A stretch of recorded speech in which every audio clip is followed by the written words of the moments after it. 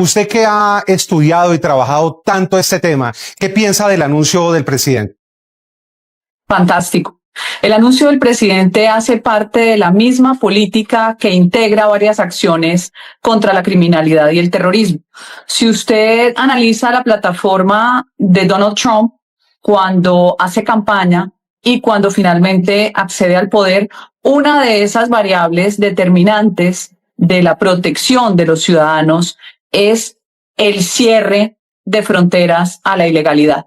En 2 semanas, Donald Trump, con determinación, logró frenar toda esta horda gigantesca que venía de todas partes del mundo, muy cobijada bajo la propaganda mediática de la necesidad de supervivencia, pero repleta de grupos criminales que venían de China, de la India, Hezbollah, Hamas, todos usando además los niños, que después demostraron en investigaciones periodísticas cómo entraban por el tapón del Darién, cómo llegaban y subían hasta Estados Unidos y los devolvían, y hay niños que los entraron 5 veces en una estrategia obviamente planificada criminal para destruir adentro los Estados Unidos. Entonces yo siento que la política migratoria de Abelardo va muy de acuerdo con el escudo de las Américas, y recuerde esto, Jairo, usted no deja abierta la puerta de su casa.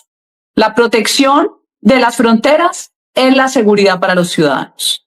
¿Qué significa este anuncio para que la gente entienda? Porque esto obviamente va a generar una polémica, un debate bastante grande en el país.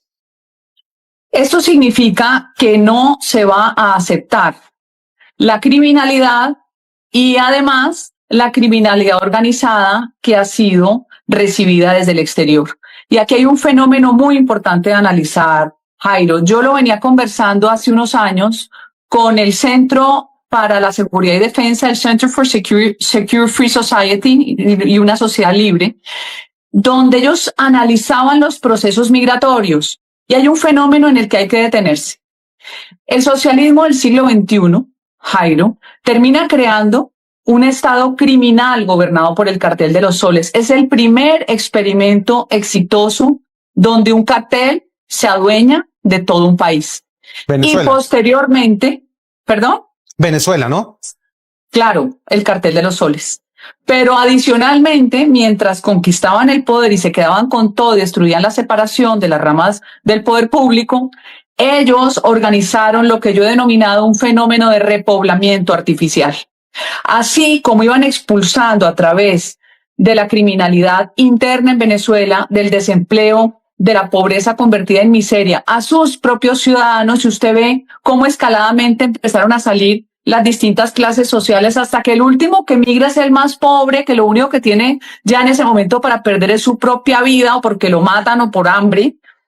Paralelamente, ellos van construyendo una estrategia tipo Marielitos en Cuba, donde organizan la migración con los colectivos chavistas y empiezan a llegar a toda América Latina. Llegan hasta Chile, donde generan los incendios que matan 52 personas en Valparaíso. Llegan hasta Perú, donde los peruanos desesperados terminaron expulsando 5.000 venezolanos, en su mayoría ilegales. Usted recordará que les quemaron el edificio para que se fueran. Ecuador destruido, Colombia destruido, Panamá destruido. Muchos de esos incendios son realizados por criminalidad venezolana apostada en los cerros. Si usted viene aquí a Cali, se da cuenta cómo en ese proceso de repoblamiento artificial han desplazado la pobreza local del colombiano a punta de bala para ellos tener control. Y le termino con esto. Sí. Cuando la toma guerrillera, que los mamertos disfrazan de estallido social porque ellos romantizan la barbarie, yo recuerdo un CAI en el norte que fue quemado,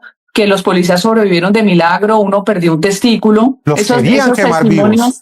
Los iban a quemar vivos. Esos testimonios los recogió un programa en la noche, no recuerdo si fue Los Informantes, y los testimonios de ellos decían que las manifestaciones que iban acercando al CAI eran todas de venezolanos por su apariencia, su fenotipo, la forma de la vestimenta, y de un momento a otro, Jairo, cambia completamente la población y se vuelve miliciana, que ya empiezan las balas. Allá había tiros hasta de .50 en las paredes de alrededor. Entonces, clarísimo el mensaje del presidente de la Espriella, va de acuerdo a la política del escudo de las Américas, protección de fronteras, no más criminalidad, porque fuera de los propios, que ya tenemos bien bandidos, nos sumaron los venezolanos, que además tienen una característica: cuando van a robar a alguien, primero la apuñalan, primero la matan.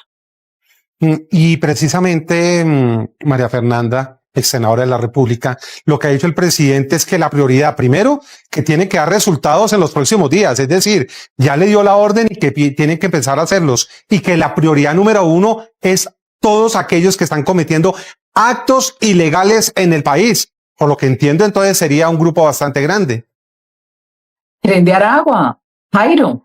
Es que si usted piensa en lo que yo acabo de explicarle, el socialismo del siglo XXI captura un Estado completo y se convierte el cartel de los soles, como uno decir, el cartel de Pablo Escobar gobernando Colombia y todas las ramas del poder público. Renglón seguido, vamos a exportar, expulsando a los propios, dejando en el exilio más de 8 millones de venezolanos por pobreza, por amenazas, por muerte, la matazón que siempre genera el socialismo cuando llega al poder. Pero además vamos a generar un proceso criminal de repoblamiento artificial en América Latina que termina llegando al corazón de Nueva York y de varios estados de Estados Unidos, y se llama el Tren de Aragua. Aquí tiene que haber, como se lo dije yo a los amigos de Estados Unidos hace varios años, un estudio serio, migratorio, de cómo se convirtió esa estrategia de expulsar sus ciudadanos para poder paralelamente llevar la criminalidad organizada a estos países y destruir las sociedades.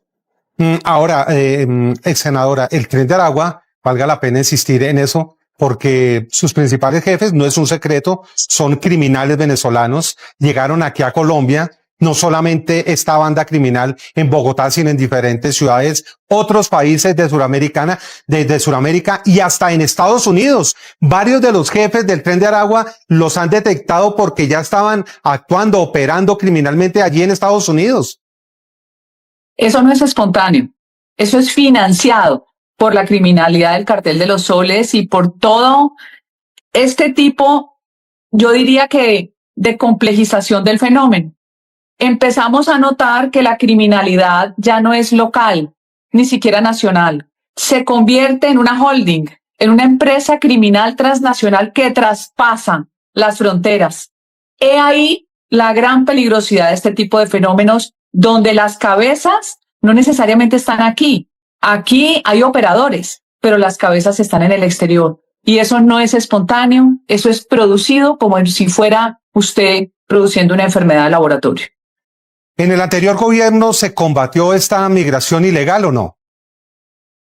No, aquí ha habido una cantidad de errores a mi juicio. Mire, yo tuve en mi UTL una persona a la que le tengo afecto, una periodista que trabajaba con María Corina Machado, usted la conoció, sí. Y como con ella logramos llegar solidariamente a mucha población venezolana, incluso en la frontera. Allá estuve yo varias veces recorriendo, bueno, desde que el bandido de Maduro expulsó más de 30.000 colombianos que llevaban años allá, no sin antes rotular y marcarle sus casitas como en la Alemania nazi para tumbárselas. Allá estuve yo.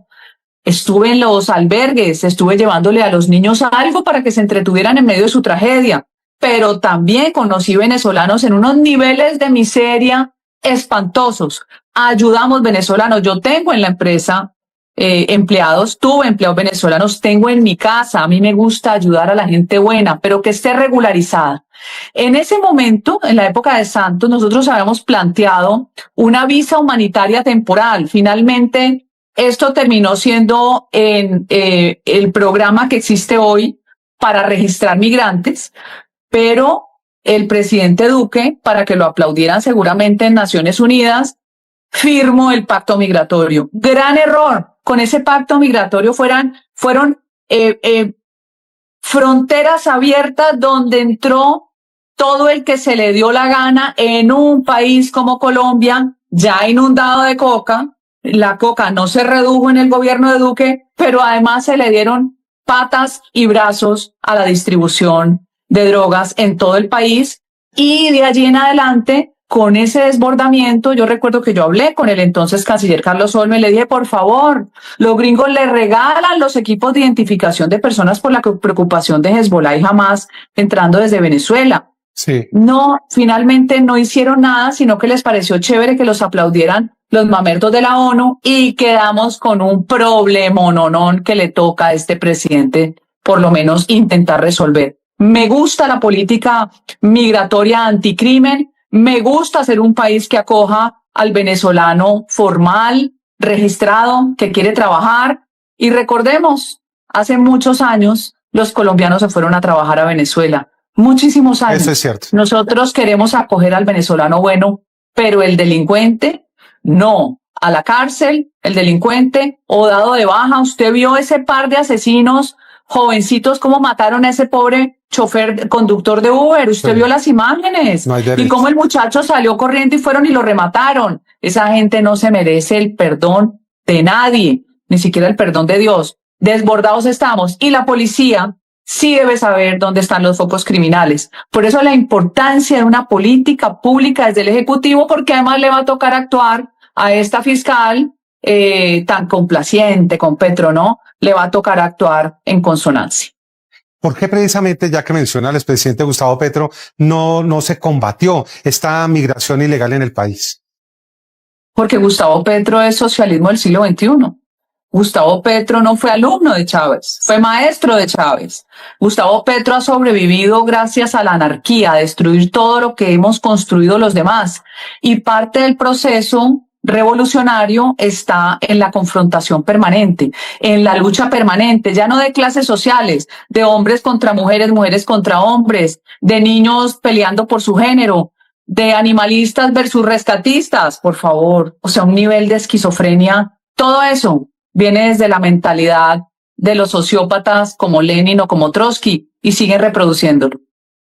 María Fernanda, ahora, entre los otros anuncios que ha dicho el presidente y de las órdenes que dio, es que la prioridad son los que están cometiendo actos ilegales, pero seguidamente dice que también tiene que mirar todos aquellos que no tienen los papeles en regla. Y he estado hablando con mucha gente y dice, hay personas trabajadoras, como usted lo dice, pero no tienen claro ni tienen al día sus papeles. ¿Qué decirle a esas personas? Mire, el que no tenga al día sus papeles es porque no le ha dado la gana de hacer. Porque ellos, además, que es la naturalidad del ser humano, usted busca encontrar personas de su mismo origen. Usted va a la colonia colombiana de New Jersey. Usted va a Elizabeth. En todos los lugares, el ser humano, que es gregario, busca sus propios grupos de identidad. Ellos se juntan con otros venezolanos que llevan aquí años, familiares, el hijo, no sé, el papá era colombiano, la mamá venezolana, que eso se da muchísimo. Esos tienen mucho más facilidad de una nacionalidad, pero ya es por pereza y genera suspicacia que usted, habiéndole facilitado el Estado colombiano todo para que se registre, no lo hubiera hecho. Bueno, eso sí, eso es diferente. Bueno, el presidente Abelardo también lanzó una ofensiva contra los criminales que se están robando el crudo en el país. Pasando la página, habla de más de 123,000 barriles de crudo al mes que se están robando y le ha dado también una orden a las Fuerzas Armadas que trabajen conjuntamente con la Fiscalía y con los organismos y que vayan no solamente por aquellos que rompen el tubo, que roban directamente, sino las cabezas, los autores intelectuales. Mire, las cifras del robo de crudo son incalculables, como las de la minería ilegal. El ELN se profesionalizó en ese tipo de delito. Y como en Colombia una noticia apaga la otra, tenemos que recordar esos personajes de estrato alto, empresarios, entre comillas, que fueron judicializados por generar ese tipo de negocios con la criminalidad organizada. Todo eso sucede en la frontera. Todo eso se puede corregir si hay copamiento por parte de la fuerza pública de territorios a los que Petro le dejó el señorío a los grupos y a los carteles criminales. Las mesas de negociación disfrazadas de paso en otra estrategia absolutamente reconocida en el marxismo, que es ganar tiempo mientras destrozan el honor militar y la capacidad de respuesta de la fuerza pública. Eso lo hicieron, pero además a mí me contaban, Jairo, que esas mesas de negociación eran pagadas. Se le pagaba a los funcionarios del Estado. Ahí es importante encontrar fuentes que nos aclaren hasta dónde llegaron, porque Petro y sus secuaces se robaron todo. Todo es todo. Tanto lo propio que pertenecía al Estado colombiano, los recursos públicos, como también le permitió a la criminalidad generar este tipo de desastres regionales. Esto que está haciendo Abelardo de la Espriella es demasiado importante en zonas de frontera y le aseguro que nos vamos a encontrar muchas más sorpresas. A propósito de esto, ¿qué opina del libro de la verdad que ha entregado el presidente junto con sus ministros, el vicepresidente, a la fiscal, a la Contraloría y a la Procuraduría, donde pues señalan supuestos actos de corrupción del anterior gobierno? La verdad es que el libro de la verdad, valga la redundancia, me impresiona la capacidad de recoger información. Me supongo que tuvieron un equipo también con inteligencia artificial, pero esa entrega anticipada en los 100 primeros días, que son los estratégicos de todo gobierno, fue un hit. Creo que allí lograron una victoria temprana. Que salgan a decir lo que le da la gana a los lavacaras de los comunistas, que seguramente tendrán sus intereses, que salgan a decir lo que se les da la gana. Llevo 4 días disfrutando de los testimonios, declaraciones y confesiones de quienes se robaron todo, pidiendo perdón. Finalmente, teníamos la razón. Aquí no dejaron la olla raspada, Jairo, se llevaron la olla. ¿Le ha gustado los nombramientos, por ejemplo, del ministro de Defensa, de la cúpula militar, de los otros gabinetes? ¿Qué análisis ha podido hacer, María Fernanda? En los sectores que yo conozco, en la mayoría me siento muy complacida. De verdad, siento que volvió ese espíritu de encontrar lo bueno, porque el ser humano normal, en su mayoría, es un ser humano moral, tiene principios. Bueno, tiene ética, que es individual, y se construye la moral, que es social, y eso repetido muchas veces, pues que viene a ser la costumbre, es lo que nosotros sentimos que es el deber ser de las cosas. Cuando un gobierno interpreta el deber ser de las cosas, la comunidad tiene que estar muy feliz. Los infelices son los anormales y los psicópatas, que pues de esos creo que en Colombia hay varios irreconocidos. Pero ya sabemos que sí se puede hacer bien. Como lo hizo Trump, recién gana, como lo hizo Milei, como lo han hecho la mayoría de los que siendo conservadores entienden que derecha es enderezar el rumbo. Yo estoy muy contenta. De pronto uno que otro posible nombramiento que me ha generado preocupación porque el gobierno es nuevo, no conocen el inframundo que conocemos nosotros en ciertos sectores y hemos tratado de dar luces para que no cometan errores. Para que no cometan errores. Pero ¿algún ministerio destacado o alguno que no le haya como llamado mucho la atención? Me preocupa mucho el tema de tierras. La tierra ha sido el mito agrario revolucionario fundamental de las guerrillas en América Latina. La construyeron con base en que nuestra herencia hispánica dio acumulación, pero se les olvidó que a través de los años existe la herencia, ya no la herencia del mayorazgo del hijo mayor, existe una herencia donde usted reparte y la mejor repartición es la mejor reforma agraria es una herencia. Entonces, con ese mito empezamos a dejar a los campesinos congelados, como les gusta al gobierno de Petro, no congelados, para que el crimen haga lo que se le dé la gana, como si el campesino fuera un pesebre. Entonces, el pesebre, entonces un burrito, la vaquita, un chivo, y sigan allá con una mata de plátano y un palo de yuca, y muérase de hambre. A toda esta izquierda ONGera, perversa, dueña del futuro de los que quieren salir adelante, les gusta que eso quede así, en freeze, congelamiento total. No, para poder ser productivo en una economía donde Colombia tiene ventajas comparativas, porque es trópico, porque está demostrado que Colombia es uno de los 7 países tropicales que puede alimentar la mitad del mundo, no puede ser con ineficiencia. No puede dejar usted un campesino a merced de que se lo coma la plaga, de que no haya vías, de que no tenga buenas prácticas. Usted tiene que integrarlo.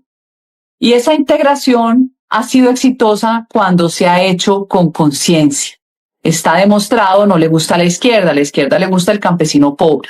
Cuando se habla de la tierra, dicen, ay, para el campesino, a la izquierda nunca le han importado los campesinos. Las guerrillas siempre les gusta que el campesino siembre coca, o le pegan un tiro en la cabeza y la tierra que le dan será la que hacen que abra el hueco para enterrarlo. La tierra para la guerrilla comunista, para los ideólogos comunistas, significa control territorial y Iván Márquez lo dijo muy bien. Tierra y territorio están indisolublemente ligados. ¿Para qué la usan? Para controlar la población, tener control para los corredores de coca, de minería ilegal, de criminalidad y de reclutamiento.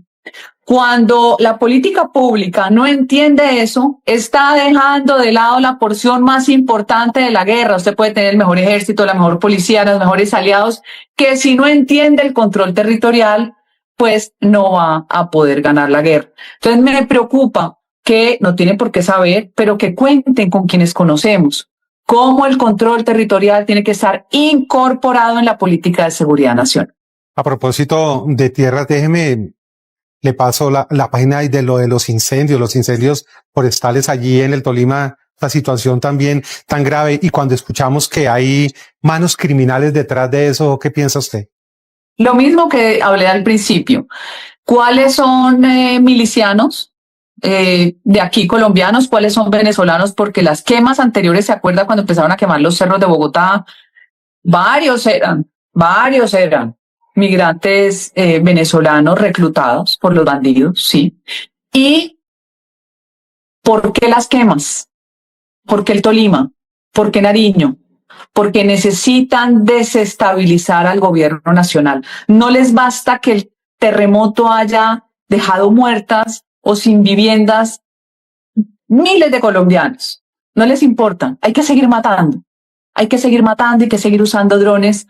Pero de los personajes más curiosos que yo me encuentro en la historia trágica de violencia y violencia política en Colombia es esa vieja espantosa del ELN, esa vieja que sale, o sea, yo me imagino esa vieja como en las películas de terror, como las que ponían a manejar, no sé, un orfelinato y terminaba ahorcando a los niños. ¿Cómo es que se llama esa señora espantosa del ELN?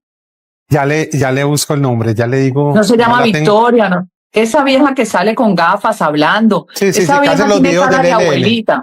Esa vieja que tendrá hijos, tendrá nietos.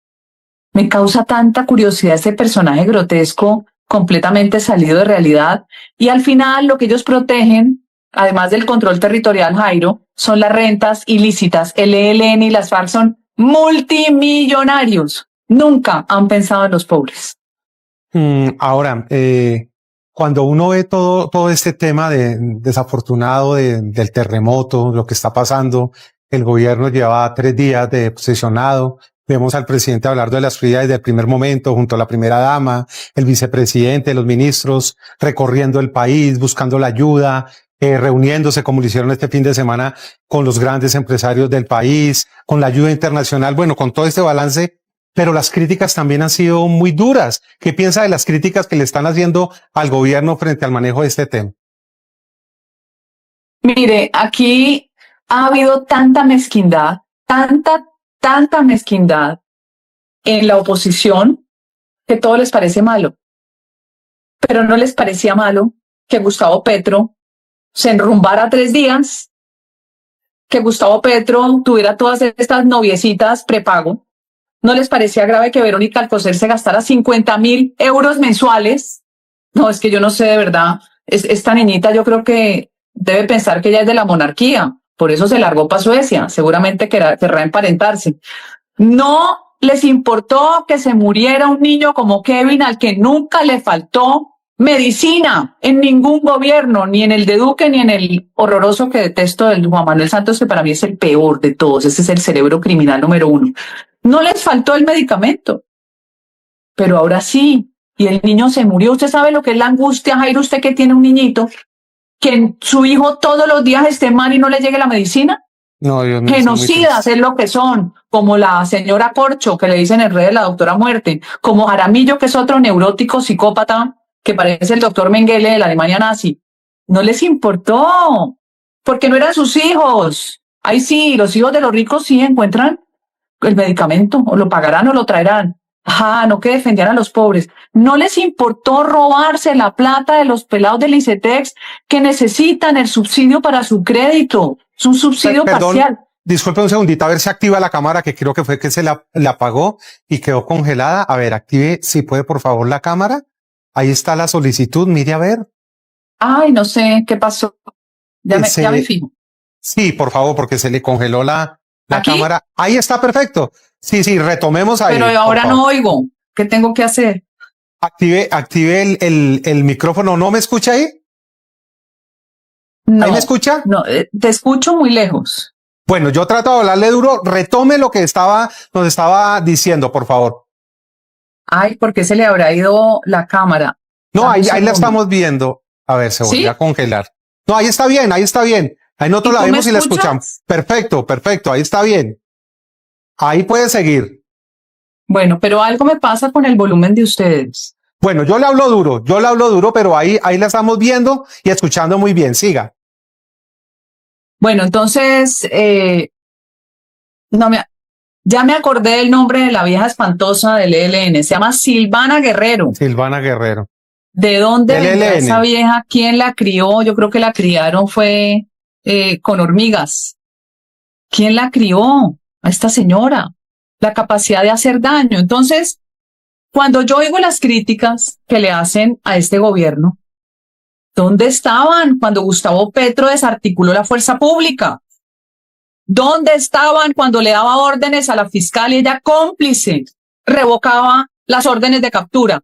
Es que yo tengo en mi memoria la caravana alias Calarcá. Culpa de ella. Ella es responsable como Petro de la muerte de esos policías en Anorí, de la muerte de 7 militares en el Guaviare. Ellos soltaron a los bandidos además, Jairo Lozano, que estaban en flagrancia, llevaban un niño reclutado, llevaban dinero y llevaban armas, y a la fiscal no le importó cuando la flagrancia no es negociable porque es de rango constitucional. Es que en este país sí, para pasar la capa como el torero, también sirven unos, pero para criticar, deben dar las gracias primero, independientemente de mis aspiraciones o los intereses que yo tuviera, que fue una campaña extraordinaria, y deben dar las gracias que el comunismo no ganó a punta de fusil, porque también se quedaron callados mientras le ponían un fusil en la cabeza a los campesinos acá, arriba. A mí me llegan todas las informaciones porque tengo amigos, todos en Tumaco, arriba, en las veredas de Tumaco, todos estos pueblitos confinados 2 y 3 días antes, y los bandidos con la cédula en la mano, y el defensor de derechos humanos, Iván Cepeda, mudo, porque hay que ver lo caraduras que son, mudo. Pues no, la verdad es que puede haber cosas del gobierno que no me gusten, así como puede haber uno que otro nombramiento que no me guste, no le tiene que gustar todo el mundo. Mi preocupación es que nombren gente mala, que venga de Santos o de Duque, que haya sido cómplice de políticas que van en contravía a la política pública de este gobierno, que puede suceder por desconocimiento de este gobierno. Y uno tiene que tratar de informar. Y si quieren oír, y si no quieren oír, pues ya seguirá uno en el debate público. Entre las críticas, imagínese, que le hacen al presidente Abelardo es utilizar el avión presidencial, que lo está cogiendo para un lado para el otro. Hasta allá van las críticas, sí, es cierto. Jairo, permítame contarle este chismecito, Jairo. Sí, por favor. Recién gana Petro y Francia Márquez, también muy cuestionado ese triunfo, ¿no? 5.000 millones de pesos superados de tope de campaña, y a Roa no le pasa nada porque la fiscal es ciega, sorda y muda. Pero además los audios de Benedetti, la información que tenemos que hubo plata del cartel de los soles, ¿no? Bueno. Menos mal llegó Trump al poder, al que hay que agradecerle. Todos estos países de América Latina la libertad, porque si él no extrae a Maduro, le aseguro que doña Delcy hubiera mandado 30 millones de dólares a la campaña de Cepeda. Y se roban las elecciones. Entonces, si nosotros vemos, recién ganan, me cuenta a mí un amigo de la Policía Nacional que doña Francia Márquez con su séquito, su cohorte, ¿no? Es así que se olvidó rapidísimo de los pobres, y los pobres de Suárez, Cauca, de todos. Llegaban en el avión de la policía, que la usan los generales. Ella lo cogió de avión privado y viajaban Cali-Cartagena. Y yo, ¿cómo? venga, yo hago un derecho de petición. Ah, de adentro de la misma policía, ay, no nos pongan esta senadora que después nos abren a nosotros investigación. No, es que se las van a abrir si no contestan. Contésteme. Me tocó tutelarlos para que me contestaran. Yo tengo la trazabilidad de todo. Bueno, después de esa, viene otra tragedia. Atacan unos policías, no sé si fue en Timbío, Cauca, y me mandan a mí el video del muchacho policía tirado en el suelo. Le estaban dando primeros auxilios, lo tenían canalizado, pidiendo por favor al general Sanabria que lo sacaran porque por tierra no podían entrar. No llegó ayuda, el muchacho se murió. Yo tengo la foto y tengo Muy eso en el triste. registro porque a mí eso me queda grabado en el alma, Jairo. Muy triste. Yo me acuerdo que yo triné, yo hablé con otro general, no sé si fue Meneses, no me acuerdo en su momento, por favor, ¿qué pasa aquí? Cuando me llega la foto de doña Francia Márquez en el Black Hawk a $8,000 la hora para subir al corregimiento de Dapa del municipio de Yumbo, que queda 15 minutos de Cali, 15 minutos por vía pavimentada. Ay, la reina Francia Márquez tenía que subirse en helicóptero mientras se moría un policía y se mueren soldados. Eso no lo soporto. Eso va por encima de cualquier capacidad que yo tenga de comprender algo que no me gusta. Entonces, que vengan no a criticar, a joder los que no dijeron nada, nos tiene que dar es risa. Y por eso ese libro blanco tiene que ser la puerta por donde entremos los que vamos a investigar todo lo que se robó el gobierno de Petro aquí afuera, porque afuera movieron las platas de Ecopetrol, parece que de forma ilícita, porque afuera parece que recibieron comisiones por los créditos que les dio un personaje de Arabia Saudita. Vamos a ver. Entonces, yo no soy incondicional de nadie, pero lo que no acepto es la falta de razonabilidad de un país que nos lo entregan hecho pedazos para empezar a criticar pendejadas. Como estamos hablando de Ecopetrol, el fin de semana, en la reciente edición de Semana, se habla de un documento, Semana revela un documento de la Fiscalía, donde se muestra que piden investigar por lavado de activos a Ricardo Roa, quien fuera el expresidente de Ecopetrol. O sea, Ricardo Roa lleva 4 años haciendo lo que se le da la gana con Ecopetrol. Pero además hemos recibido mucha información de que hace negocios con su novio, su pareja. ¿Por qué no seguimos investigando? A mí me contaron que él atendía en una casa en Brickell con una hija de un contratista de Petro. Sigamos investigando. Se llevaron todo. ¿Cómo es posible que pasemos de 33 billones a 3 cuando ese dinero de las regalías, usted lo sabe, es para programas sociales? Entonces, a mí me sorprende es que la fiscal vaya a un paso tan lento cuando es Roa o cuando es Julianita Guerrero. ¿Se imagina usted o yo con los diplomas falsificados buscando acceder a un cargo público, a un viceministerio? ¿Dónde estaríamos? Cuénteme.